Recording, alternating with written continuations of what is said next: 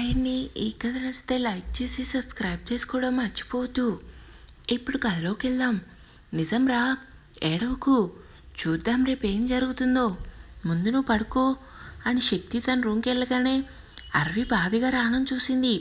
నిద్రలో కూడా నవ్వుతున్నట్టు కనిపిస్తున్న అతని రూపం చూసి మెల్లిగా బెడ్ మీదకి చేరి అతని భుజంపై తలవాల్చి గట్టిగా అతని చేతిని పట్టుకుని, నన్ను క్షమించు సైతానికి బచ్చే, నాకు తెలుసు నువ్వు క్షమించవని, కానీ నువ్వు నాకు దూరం అవ్వాలని చూస్తే నేను ఏమైపోవాలి అనుకుని బాధగా కళ్ళు తెరిచి రానా జుట్టుని ప్రేమగా నిమిరి అతని మెడవంపుల్లో తలదాచుకుంది అరవి. కానీ అంతలోనే అతనికి దూరంగా జరిగి, నిజంగా వీడి సైతానికే వచ్చే కదా, నన్ను క్షమిస్తాడా అనుకొని కాసేపు ఆలోచించి ఒక నిర్ణయానికి వచ్చి అతని అదిపై తలని వాల్చి పడుకుంది. అరవి నిద్రలో ఉన్న రానా తన కూతుర్ని అరవిని గట్టిగా పట్టుకుని మత్తుగా తలని అరవి తలపై వాల్చాడు. ఇదంతా చూసిన శక్తి కంట్లో తడి, మీరు ఇలానే సంతోషంగా ఉండాలరా, ఏ దిష్టి మీకు తగలకూడదు అని తన రూమ్కి వెళ్ళాడు. తెల్లవారింది. సూర్యకిరణాలు ఫేస్ మీద పడేసరికి మత్తుగా కళ్ళు తెరిచిన రియా తన పక్కన నిద్రపోతున్న అరవిని ఎదురుగా ఉన్న రానని చూసి, అమ్మ ఇక్కడెందుకు పడుకుంది, నాన్న అంటే ఇష్టం లేదు కదా అనుకుని ఆశ్చర్యంగా చూసింది. అప్పుడే నిద్రలేచిన శక్తి రియా లేవటం చూసి కామ్గా రూమ్కి వచ్చి, రియా ఏంటి మా అమ్మ ఇలా రా అంటూ సైగ చేయగానే రియా పరుగున శక్తి దగ్గరికి వచ్చి, మా అమ్మ ఏంటి ఇక్కడ పడుకుంది, ఇక్కడ కాదు బయట మాట్లాడుకుందామా అని రియాని ఎత్తుకొని బయటకు వచ్చాడు శక్తి. మామ అమ్మ ఎప్పుడొచ్చింది, నాన్న అమ్మ గొడవ పడ్డారా, అమ్మ రాత్రి కోప్పడింది కదా నాన్న మీద, ఇప్పుడు ఎలా నాన్న దగ్గరికి వచ్చింది, ఇంకేమైనా క్వశ్చన్స్ ఉన్నాయా తల్లి? ఉన్నాయి, బోలెడన్ని ఉన్నాయి. సరే అడుగు, చెప్తాను. ముందు నేను అడిగిన వాటికి సమాధానం చెప్పు, తర్వాత మిగిలినవి అడుగుతాను.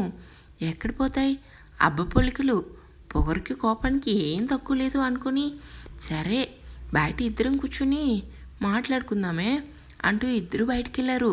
సూర్యకిరణాల ప్రభావం ఎక్కువయ్యేసరికి నేరుగా రానా అరవి ముఖాలను తాకగానే అరవి సొమ్మసిల్లి కూర్చుని వెనక్కి జారబడి పడుకునున్న రానా ఒడిలో చేరి అతని షర్ట్ కాలర్ గట్టిగా పట్టుకుంది. మరింతగా సూర్యకిరణాలు ఫేస్ మీద పడేసరికి రానా నిద్ర కూడా డిస్టర్బ్ అయ్యి నెమ్మదిగా కళ్ళు తెరిచాడు. అప్పటికి మత్తుగా కళ్ళు తెరిచిన అరవి అంత దగ్గరగా రానా మొహం చూడగానే ఊపిరి తీసుకోవటం మర్చిపోయింది. రానా అయితే నార్మల్గా చూశాడు, కానీ ఆ చూపులో ఎన్నో అర్థాలు. అతని చూపులకి భయమేసిన ధైర్యంగా అతని ఒడిలోనే ఉంది అరవి. ఒక్కసారిగా ఆమెను వెనక్కి నెట్టి కోపంగా చూశాడు రానా. అరవి మాత్రం తలదించుకొని బాధపడింది. కోపంగా అతని రూమ్కి వెళ్ళి బెడ్ మీద పడుకున్నాడు రానా. కానీ నిద్ర రావటం లేదు. అతని మెదడును ఖాళీగా ఉంచకుండా గతం తాలూకా జ్ఞాపకాలు, ఆమె చూపించిన ప్రేమ, అర్థం చేసుకోలేని మనస్తత్వం, పారుదు వేసిన వేషాలన్నీ ఒక్కొక్కటిగా గుర్తురాగానే పక్కనే ఉన్న దిండు నేలకేసి విసిరి టవల్ తీసుకొని వాష్రూమ్కి వెళ్ళాడు. ఫ్రెష్ అయ్యి బయటకు వచ్చిన అరవి అతనికి ఇష్టమైన బ్లూ కలర్ చీర కట్టుకొని వదులుగా జడలుకొని నుదుటిన కుంకుమ పెట్టుకుని తలలో పూలు పెట్టుకొని దేవుని గది దగ్గరికి వెళ్ళి దండం పెట్టుకుంది. మూర్ఖత్వంతో ఎన్ని రోజులు నా భర్తని నేను దూరం చేసుకున్నాను, కానీ ఇకపై అతనితో సంతోషంగా జీవించాలని అనుకుంటున్నాను. తన కోపంలో న్యాయం ఉంది, కానీ తన కోపాన్ని తట్టుకునే శక్తిని నాకు ఇవ్వు స్వామి అని బాధగా కళ్ళు తెరిచి దండం పెట్టుకుని కిచెన్ రూమ్కి వచ్చింది అరవి. అరవి అంటూ షాక్గా చూసింది స్వప్న. అరవి మాత్రం స్టవ్ మీద పాలు పెట్టి, కాఫీ ఇవ్వనా స్వప్న, నువ్వు నువ్వు అరవియేనా, కాదు రానా భార్యని. అరవి తప్పు చేశాను, తెలుసుకున్నాను, కష్టమైనా నష్టమైనా ఇకపై నా జీవితం అతనితోనే స్వప్న. అరవి మాటలకి సంతోషంగా హత్తుకుని, ఎంత మంచి మాట చెప్పావే, ఇదే నేను కోరుకున్నది. ఈ మార్పు కోసమే నీతో కోపంగా మాట్లాడాను, కానీ ఒకటి, అన్నయ్య ఎంత కోప్పడినా ఓర్చుకో, కానీ మళ్ళీ ఎవరో చెప్పిన మాటలు విని అన్నయ్యని దూరం చేసుకోకు. లేదు, అలా ఎందుకు చేసుకుంటాను, ఇకపై అలాంటివి ఏం జరగనివ్వను. కానీ అప్పుడు నా కోపం నా జీవితాన్ని నాశనం చేసింది, ఇప్పుడు నా స్నానం జీవితాన్ని నిలబెడుతుంది. ఆ నమ్మకం నాకుంది, కానీ భయంగా ఉంది స్వప్న. ఎందుకే భయం? చాలా మాటలు అన్నాను, కొట్టాను, తిట్టాను.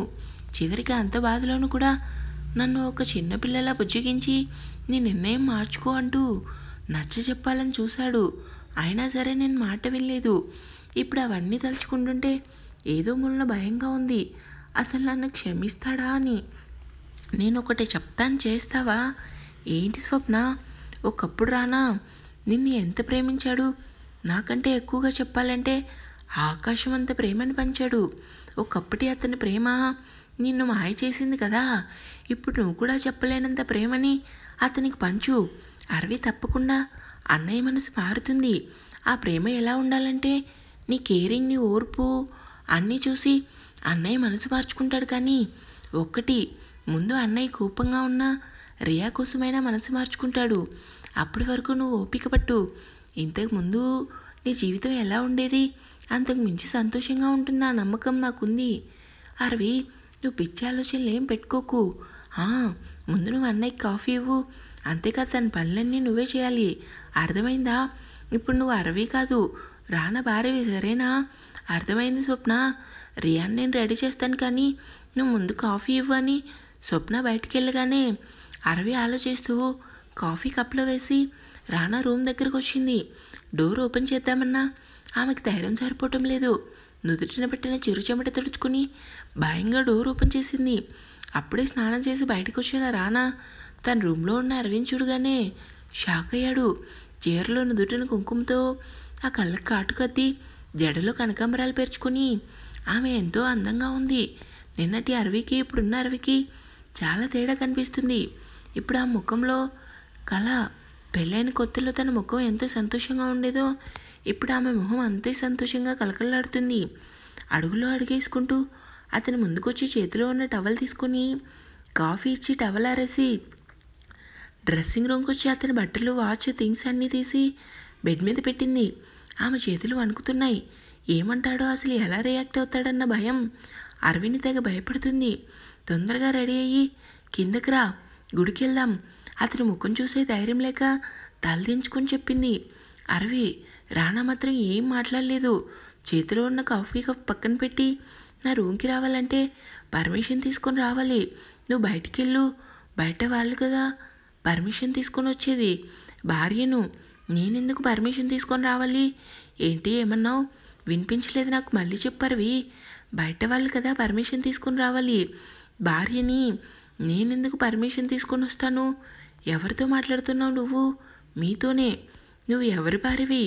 నీ భార్యని. నువ్వు నా భార్యవని ఎవరు చెప్పారు? అసలు నువ్వు నా భార్యవేంటి? ఆ మాటకి చివ్వున తలెత్తి రానా ముఖం చూసింది. అతని ముఖంలో ఎటువంటి కోపం లేదు, నార్మల్గానే ఉన్నాడు. కానీ చూసే చూపు మాత్రం భయంకరంగా ఉంది. మీరే నా భర్త, నేను నీ భర్త అని నీకెవరు చెప్పారు? మీరు కట్టిన పసుపు తాడు నా మెడలో ఉన్నంత వరకు మీరు నా భర్త అని. అరవి మాట పూర్తి కాకుండానే రానా చప్పట్లు కొడుతూ గట్టిగా నవ్వాడు. ఎంతలా అంటే 2 భుజాలు ఊపుతూ, మరి తెగ నవ్వుతూ. చాలా రోజుల తర్వాత నవ్వుతున్నాను తెలుసా? అరవి ఏం అర్థం కాక చూసింది. నవ్వి నవ్వి అతని కంట్లో నీళ్ళు కూడా వచ్చేశాయి. నేనేమన్నానని అంతలా నవ్వుతున్నారు? నీకు తెలీదా ఏమన్నావో? నేనేమన్నాను? నువ్వు మాట్లాడుతుంటే నిజంగా నవ్వొస్తుంది. భార్యాభర్తలమని కొత్తగా మాట్లాడుతున్నావు కదా. కొత్త ఏంటి? మనం భార్యాభర్తలమే కదా. లేదు, పొరపడుతున్నావు అరవి. కోపంలో ఏమైనా మాట్లాడతాం, కానీ అవన్నీ పట్టించుకోకూడదు. ఈ మాటలు నువ్వు మాట్లాడకరవి, నాకే కొత్తగా ఉంది. ఇలాంటి పదాలు నీ నోటి నుంచి వింటుంటే విచిత్రంగా కూడా ఉంది. ఇకపై నువ్వు నా దగ్గర పాత అరవిలా ఉండాలని ట్రై చేయకు, నీకంత మంచిది కాదు అని. రానా డ్రెస్సింగ్ రూమ్కి వెళ్తుంటే అతని వెనకే వచ్చి, నేను ఇంకా మాట్లాడాలి, నా దరిదాపుల్లోకి రాకు, కబోర్డ్ ఓపెన్ చేస్తూ అన్నాడు. వస్తాను. ఊపిరాన్నంతగా దగ్గరికి వస్తారు. ఏం చేస్తావు? నరికి పోగులు పెడతానంటూ కోపంగా వెనక్కి తిరిగాడు రానా. భయంతో వెనక్కి అడుగు వేసింది అరవి. ముక్కలైపోయిన మనసును అతికించాలని కళలో కూడా ట్రై చేయకు. అసలు నీ వల్ల కాదు. నన్ను క్షమించవా సైతానికే వచ్చే? క్షమించు అన్న మాటకి నువ్వు అర్హురాలివి కాదరవి. నువ్వు చేసిందేమైనా చిన్న తప్పు అనుకుంటున్నావా? నిజం తెలియగానే మనసు మార్చుకొని చీర కట్టుకొని సింగారించుకొని రాగానే నేను అన్నీ మర్చిపోయి బుద్ధిగా తలూపి నీకు ప్రేమను పంచడానికి నేనేమైనా పిచ్చోన్నా? నువ్వే అన్నావు కదా సైతానికి బచ్చి అంటే రాక్షసుడు కొడుకు అని. రానాలో ప్రేమ లేదు, జాలి లేదు, దయ లేదు, కేవలం కోపం, రాక్షసం మాత్రమే ఉన్నాయి. ఎన్నున్నా సరే నేను నిన్ను భరిస్తాను. ఎందుకు మళ్ళీ నన్ను వెధవం చేయటానికా? అలా మాట్లాడక సైతానికే బచ్చే. ఏయ్, నాలుగు చీరేస్తాను అలా పిలిచావంటే. ముందు నువ్వు ఇక్కడి నుంచి పో. నాతో కలిసి ఉంటానన్నావు కదా, ఉండవా? నా కూతురు నా కూతురు కోసం కలిసి ఉంటాను అన్నాను. అంతేకాదు నీ మీద ప్రేమతో కాదు. అయితే సరే, రియా కోసం నాతో కలిసి ఉండు. ఉంటాను, కానీ విడాకులు వచ్చేంత వరకే ఉంటాను. నేను విడాకులు తీసుకోను, ఇవ్వను అని అరవి కోపంగా అనగానే రానా ఆమె దగ్గరగా వచ్చి 2 బుక్కలు అదిం పట్టుకుని, బాగున్నావు, అందరిగా రెడీ అయితే సరిపోదు, మనసు కూడా అందంగా ఉండాలి, కానీ అది నీలో లేదు. విడాకులు ఇవ్వకపోయినా పర్లేదు, నీకు శిక్ష ఎలా వేయాలో నాకు బాగా తెలుసు అంటూ అరవి చేతిని పట్టుకొని బయటికి తీసుకొచ్చి ఆ ముఖం మీద డోర్ వేశాడు. రానా అతని కోపం మనసు నొప్పించే మాటలు ముందుగానే గ్రహించడంతో అరవికి పెద్దగా బాధ అనిపించలేదు. తనలో తానే విరక్తిగా నవ్వుకొని కిందకి వచ్చింది. ఏమైంది అలా ఉన్నావు? ఏం లేదన్నయ్య అంటూ కిచెన్ రూమ్కి వచ్చి రానా మాటలు తలుచుకుంది. వాడి మాటల్లోనే తెలుస్తుంది ఎంత పెయిన్ తీసుకున్నాడో అనుకుని బాధని లోపలే దిగమింగుకొని బ్రేక్ఫాస్ట్ రెడీ చేసింది అరవి. అమ్మా, ఏంటమ్మా, నాన్న ఎక్కడ కనిపించడం లేదు? రెడీ అవుతున్నాడు. అమ్మ పొద్దున్నే రెడీ అవుతున్నారు. ఎక్కడికి? గుడికి వెళ్తున్నాం, కానీ నువ్వు వెళ్ళి మీ నాన్నని పిలువు. ఎందుకు? గుడికి వెళ్ళాలి కదా, అందుకు. అమ్మా, ఏంటిమా, ఈరోజు చాలా అందంగా ఉన్నావు. రోజు అలానే రెడీ అవ్వు, చాలా బాగుంటావు. కూతురు మాటలకి మురిసిపోయింది అరవి. ప్రేమగా రియాన్ దగ్గర తీసుకొని ముద్దు చేసింది అరవి. అమ్మా, నువ్వు నాకు ఎప్పుడు చెప్తూ ఉండేదానివి, అది చీర, అదే బ్లూ కలర్ అంటే నాన్నకి చాలా ఇష్టమని. అవునా? అప్పుడే కిందకి వచ్చిన రానా ఈ మాటలు విని అరవి రియాన్ చూశాడు. అవునమ్మా, చాలా ఇష్టం, కానీ ఇప్పుడు కాదులే అంటే ఏం లేదు, పద నీకు టిఫిన్ పెడతాను, నాన్న పిలుచుకొని రమ్మన్నావు. అవును, వెళ్ళు అని అరవి పైకి లేచి ఎదురుగా ఉన్న రానని చూసి షాక్ అయింది. నాన్న, పద మన ఇద్దరం బయటికి వెళ్దాం. బయటకా? అమ్మ గుడికి వెళ్దామంటుంది. అక్కడికే మీ అమ్మ వెళ్తుంది, నేను రాను తల్లి. ఎందుకు నాన్న? ఏం లేదు, నువ్వు కారులో కూర్చో, నేను ఇప్పుడే వస్తాను. సరే నాన్న అని రియా వెళ్ళగానే రానా అరవి దగ్గరకు వచ్చి, గదిలోకి వచ్చినంత ఈజీ కాదే మనిషిని మార్చడం.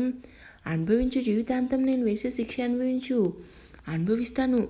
ఏ శిక్ష వేస్తావో వెయ్యి. సరే నాతో రా, నీ ముచ్చట నేను ఎందుకు కాదంటానని కోపంగా బయటకు వచ్చిన రానా గుమ్మం ఎదురుగా ఉన్న దివ్య, సుశాంతి, శేఖర్లను చూడగానే షాక్ అయ్యాడు. ఇంకా ఉంది